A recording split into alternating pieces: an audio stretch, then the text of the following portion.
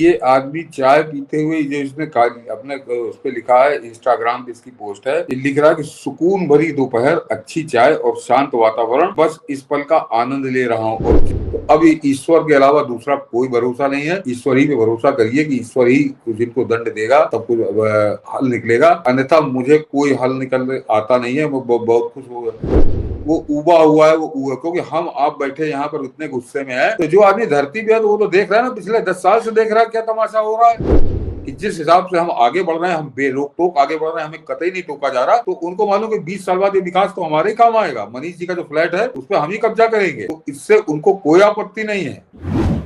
आज एक तस्वीर साझा की है उसी मुर्शिदाबाद इलाके के सांसद, बलरामपुर चूंकि उधर ही आता है, वहां का वो एक क्रिकेटर है और उसके क्रिकेट पर लोग बहुत दीवाने हुए। कई बार ऐसा लगता है कि ममता बनर्जी ने इससे ये तस्वीर जारी करवाई है। इसने आज ट्वीट किया, इसे चाय की चुस्की की आनंद आज ही लेगा, चलो बेटा मार दिए इतना हिंदुओं को। इसने आज एक ट्वीट करके तस्वीर जारी की और सबसे ज्यादा ट्रेंड आज यही तस्वीर कर रहा है। बलरामपुर का सांसद है जहां से सालों तक कांग्रेस पार्टी के बंगाल के अध्यक्ष अधीर रंजन चौधरी नेता प्रतिपक्ष थे, वो सांसद हुआ करते थे। यूसुफ पठान भारतीय क्रिकेट टीम का हिस्सा था, न इसको अकल है न शकल है। और ये गुजराती, जिस कहते हैं ना कि गुजरातियों से इतनी नफरत है, एक गुजराती जिहादी को लाया बंगाल में, ममता बनर्जी ने उसे सांसद बना दिया। इस तस्वीर से क्या चिढ़ाया है उसने? बंगाल को सिर्फ चिढ़ाया या पूरे हिंदुओं को चिढ़ाया है इसने? मनीष जी, ये आदमी चाय पीते हुए जो इसने अपने उस पे लिखा है, इंस्टाग्राम पे इसकी पोस्ट है, ये लिख रहा है कि सुकून भरी दोपहर, अच्छी चाय और शांत वातावरण, बस इस पल का आनंद ले रहा हूँ। और जिस समय इसने ये कहा था, ये लिखा था, ट्वीट किया था, उसी समय मुर्शिदाबाद जिले में हिंदुओं को कत्ल किया जा रहा था, उनके सैकड़ों मकान लूटे गए, सब हुआ, पानी की टंकी में जहर मिलाया गया।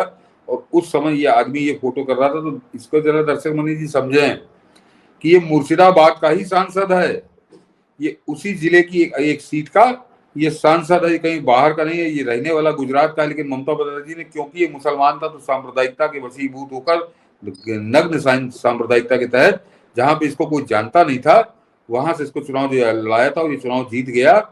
तो ये कम से कम चुप रहता, अपना मुंह बंद रखता। इसने अपनी जिहादी मानसिकता की, हिंदू विरोधी मानसिकता की, भारत विरोधी मानसिकता की, इसने बड़ा नंगा होकर परिचय दिया, बड़े बेखौफ होकर, बर्बर होके।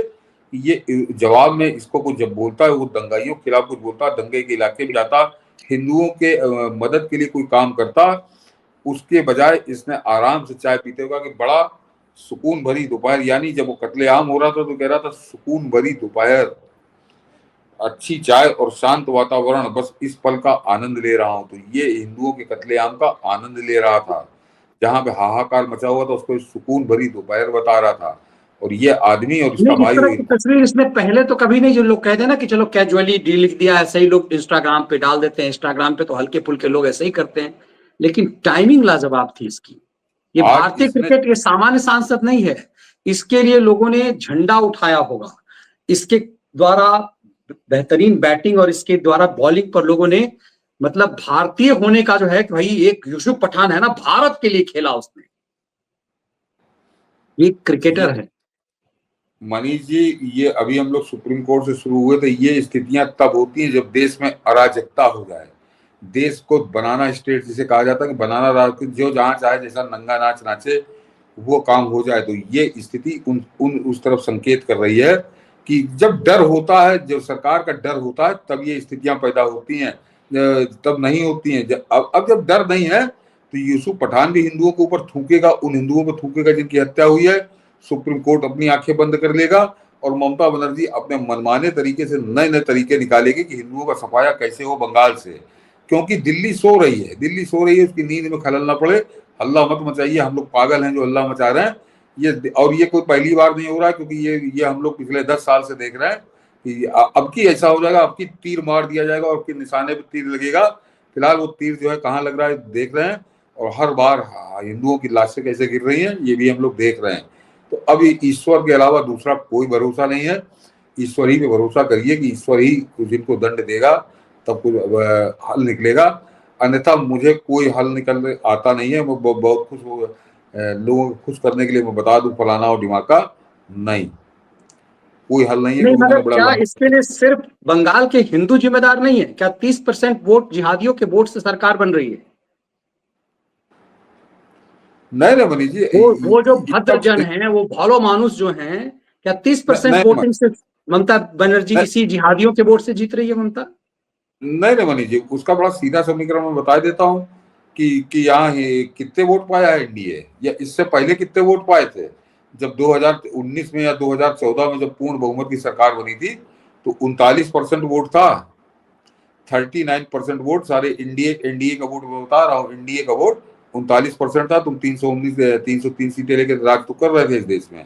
तो ये इस देश का जो लोकतांत्रिक प्रक्रिया है उसका एक नतीजा है कि यहाँ पर आप 39% वोट लेकर राज कर लेते हो, तो ममता बनर्जी साहब को इकट्ठा जाता है जिहादी, उसको मिलता है 30-35% वोट, 10-15% उसको मिलता। तो हर आदमी के कोई हमेशा समर्थन नहीं होते, और खासकर जब इस टाइप का लक्षण हो तो कुछ आप दिमागी से निकाल दीजिए, फिर आदमी कहता ठीक है भाई ईश्वर पे ही भरोसा करेंगे, तुम पे भरोसा क्यों करें।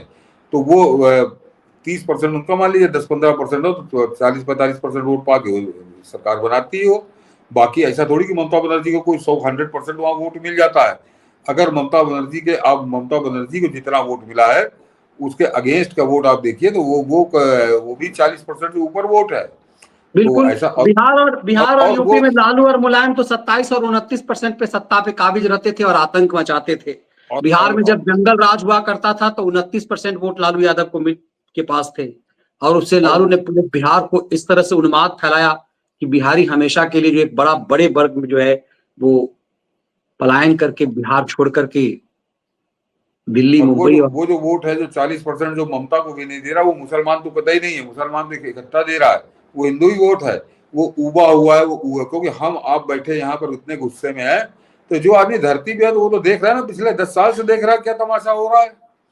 पिछले 10 साल से वो तमाशा देख रहा है, तो उसका मन उचट चुका है। वो कोई बहुत ज्यादा उम्मीद वाला हो तो वो आके वोट देगा, अन्यथा वो जानता है कि जब यही झेलना है, यही सहना है, तो ममता ही सही है। हाँ में हाँ मिलाते रहो तो ज्यादा बेहतर है, क्योंकि आम आदमी को भाला लेकर नहीं निकल पड़ेगा सड़क के ऊपर।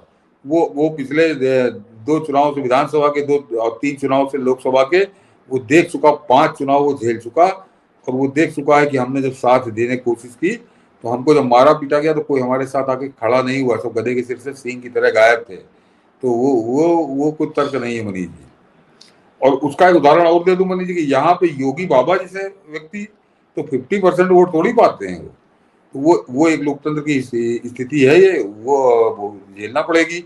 लेकिन जब योगी सत्ता में आ गए तो फिर योगी ने दुनिया भर के बहाने नहीं बनाए। योगी ने उत्तर प्रदेश को कम से कम अपने शासनकाल में मुक्त कर दिया। ऐसा नहीं कि योगी यहाँ पे उत्तर प्रदेश के मुख्यमंत्री है और किसी जिले में नंगा नाच हो रहा है और योगी कहने का वहां का डीएम क्या कर रहे हैं, डीएम तो ऐसी बात कर रहा है, डीएम मेरे कहने में नहीं है, डीएम मेरे काबू में नहीं है।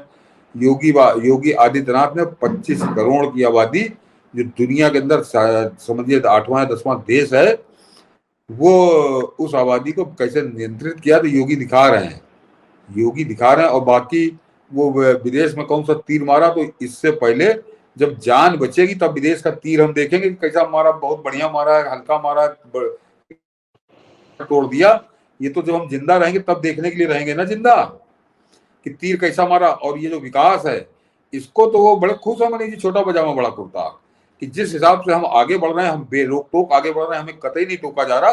तो उनको मालूम कि 20 साल बाद ये विकास तो हमारे ही काम आएगा। मनीष जी का जो फ्लैट है उस पर हम ही कब्जा करेंगे, तो इससे उनको कोई आपत्ति नहीं है। और आप तो एक तरह से उनके लिए थाली सजा रहे हैं कि तुम्हारे लिए हम 56 व्यंजन सजा के जाएंगे। हम जब तक जीवित हैं तब तक होता रहे, उसके बाद चाहे चूल्हे में कौन हम रहे ना, फिर हम नहीं तो कोई नहीं। तो ये एक अलग कहानी है, इस पर हम लोग किसी और दिन करेंगे चर्चा। लेकिन फिलहाल बंगाल में बर्बरता बढ़ रही है और उसको रोकने का कोई उपाय अब ईश्वर पे भरोसा किया जा सकता है। मैं पूरी तरह से निराश हो चुका हूँ, कोई उम्मीद नहीं है।